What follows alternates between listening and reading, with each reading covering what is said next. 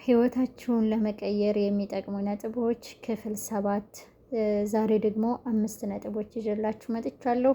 አምስቱንም የምትተገብሯቸው ከሆነ ህይወታችሁ የማይቀየርበት ምንም አይነት ምክንያት የለም፣ በአላህ ሱብሃነሁ ወተዓላ ፍቃድ ማለት ነው። አሰላሙ አለይኩም ወራህመቱላሂ ወበረካቱ። ዛሬ ደግሞ በመዲና ከተማ እየተዝናናን ወይም ደግሞ እየተጓዝን ይሆናል የምንማማረው። አብራችሁን ቆዩ። አንደኛ ህይወታችንን ለመቀየር የሚጠቅመን ነጥብ ጧትና ማታችንን ማሳመር ነው። ስልካችን ሲጮህ ጧት እየዘጋን ሙጫ ልተኛ እያልን ከዛ የምንነሳበት ሰዓት ደርሶ እየተጣደፍን ስራ የምንገባ ከሆነ ህይወታችን ጥድፊያ ነው የሚሆነው ማለት ነው። ስለዚህ ቀደም ብለን ለመነሳት እንሞክር። ሰዓት አይደለም፣ ብዙ ደቂቃ አይደለም፣ ቀላል ደቂቃዎች ቀድመን በመነሳት ማመስገን፣ ትንሽዬ እንቅስቃሴ ማድረግ፣ ከዛም ደግሞ ውሏችንን የምናደርጋቸውን ነገሮች መጻፍ መቻል አለብን ማለት ነው። ምሳሌ ይሄን ያክል ደቂቃ አነባለሁ፣ ይሄን ያክል ደቂቃ እማራለሁ፣ ራሴ ጋር ሆናለሁ ብለን ወረቀት ላይ ማስቀመጥ ማለት ነው። ከዛ ሻወር መውሰድ ካለብን ሻወር ወስደን ተረጋግተን ወደ ስራ መግባት ማለት ነው። ይህ እንግዲህ ለህይወታችን ለራሳችን ጊዜ ከሰጠን የምናስብበት ሰዓት አለን ማለት ነው። አንዳንዶቻችን ቀደም ብለን ከተነሳን ሩጠን ጀዋላችን ስልካችን ነው የምናነሳው።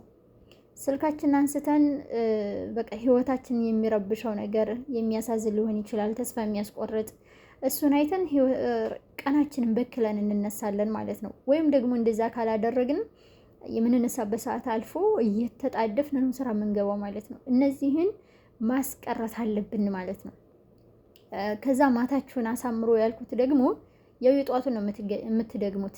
ማታ ውሏችሁን መቃኘት፣ የጻፋችሁትን የሰራችሁት አነባለሁ ብላችኋል፣ አንብባችሁ ከሆነ ራይት ማድረግ፣ ካላነበባችሁ ኤክስ ሊሆን ነው፣ ይነዳችኋል ለነገው። ስፖርት ሰራለሁ ብላችሁ ያልሰራችሁት ኤክስ ይሆናል፣ የሰራችሁትን ራይት ታደርጉታላችሁ። ራስ ጋር ፉክክር ነው ውዶቼ። በነገራችን ላይ ይህንን ነገር ከጀመራችሁት ለሰዎች ጊዜ አይኖራችሁም ማለት። እኛ አሁን ብዙውን ጊዜ የኛ አይታየንም እኮ ወደ ውስጥ አይደለም የምናየው፣ ወደ ውጭ ስለምናይ የሰዎች ችግር ነው የሚታየን፣ የሰዎች ጎደሎ፣ የሰዎች ነውር ነው የሚታየን። ነገር ግን በዚህ ምክንያት በዚህ ዙሪያ ራሳችንን ለጎመን ከያዝናት ለእኛም ጊዜ አይተርፈንም ማለት ነው። እና ማታ ቀናችሁን መቃኘት መቻል ማለት ነው። እንደዛ ከሆነ ያጠፋ ነው ያማ ነው በሰው ላይ ወሰን ያለፍ ነው በራሳችን ላይ በጌታችን እነዛን ማታ መመርመር መቻል አለብን ማለት ነው። ከዛ ነገ እናስተካክላል ይበልጥ ማለት ነው። ዛሬ ብዙ ኤክሶች አስገብተን ከሆነ ከጻፍናቸው ላይ ነገ ደግሞ ያንን ለማሻሻል ይረዳናል ማለት ነው። እና ጧትና ማታችንን ማስተካከል መቻል አለብን። ምስጋና ደግሞ መጻፍ፣ ምንም ባይኖረን እንኳ እኮ ጤና አለን፣ ባለፈው እንደጠቀስኩት ማለት ነው። እና ምንም አይነት ችግር ሊያጋጥመን ይችላል በህይወታችን፣ ግን አለን፣ ዋናው አለን ማለት ነው። ካለን ሁሉም ነገር መስተካከሉ የማይቀር ነገር ነው። የሰው ላይ እኮ የሚቸገረው ችግር ላይ መሆኑን እስከሚያውቀው ድረስ፣ ያለበት ህይወት የተበላሸ እንደሆነ እስከሚያውቀው ድረስ ነው። ካወቀማ በኋላ እኮ ብልጥ ሰው ከሆነ ለማስተካከል ነው፣ መድኃኒት ፍለጋ ነው የሚሄደው አይደለም። ስለዚህ ጠዋትና ማታችንን በዚህ መልኩ ከተቆጣጠርን ራሳችንን እያስተካከልን እንመጣለን ማለት ነው። ከዛ ለራሳችን ጊዜ መስጠት ደግሞ ማለት ውሏችንን እንቃኘው ካልኩ በላይ ማታ ማታ ምንድን ነው ለነጋችን ማሰብ መቻል አለብን። ለነገ ህይወታችን መቼም የሰው ላይ እኖራለሁ ነው እንጂ እሞታለሁ አይልም አይደለም።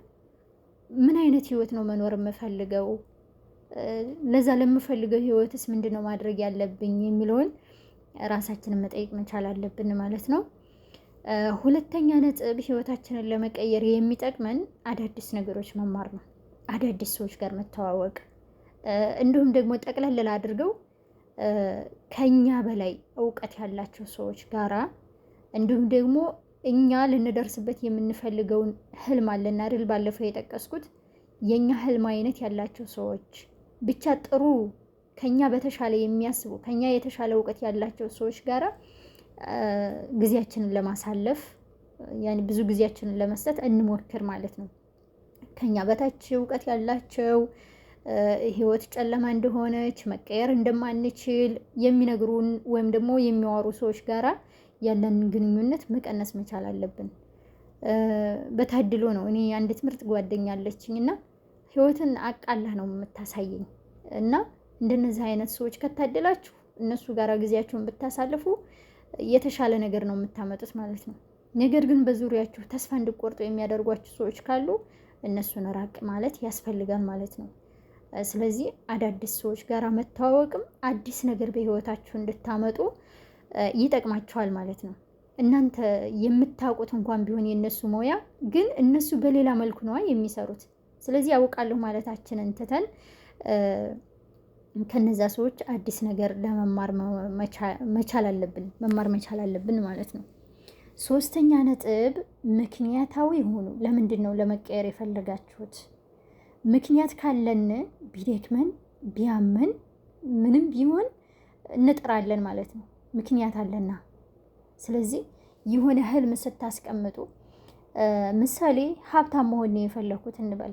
ለምንድን ነው ሀብታም መሆን የፈለኩት? ምን ቸግሮኝ ነው? ምን ገዶኝ ነው? ድህነት ምን ስላሳጣኝ ነው?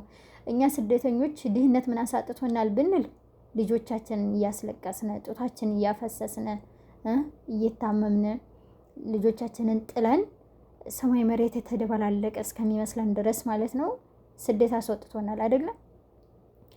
ይሄ ብቻ አይደለም። ስደትም ከወጣን በኋላ የሰው ፊት አሳይቶናል። ደክሞኛል ልረፍ እንዳንል፣ አሞኛል ልተኛ እንዳንል፣ እንደውም መታመማችን እንዳይታወቅብን የምንጥረው ብዙ ጥረት አለ ማለት ነው። ከዛ ስራ እንዳንወጣ አይደለ? በቃ ምክንያት ይኖረናል። ድህነት ይሄን ችግር አምጥቶብኛል፣ ወደፊትስ እሺ አሁን ጉልበት ስላለኝ ነው። ጉልበቴ ሲያረጅስ ሲደክመኝ መቼም እኖራለሁ ነው አይደለም እንለው፣ እሞታለሁ አይደለም። ሳረጅስ ነገ ጧት በምን መልኩ ነው የምኖረው አሁን ካልተቀየርኩኝ የሚለውን ማሰብ መቻል አለብን ማለት ነው። እና ለነጋችንም ማሰብ አለብን፣ ምክንያታዊ መሆን አለብን። እውቀትም ከሆነ የፈለግነው መሀይምነት ምን አሳጥቶኛል የሚለውን አእምሯችን ላይ ማምጣት አለብን ማለት ነው።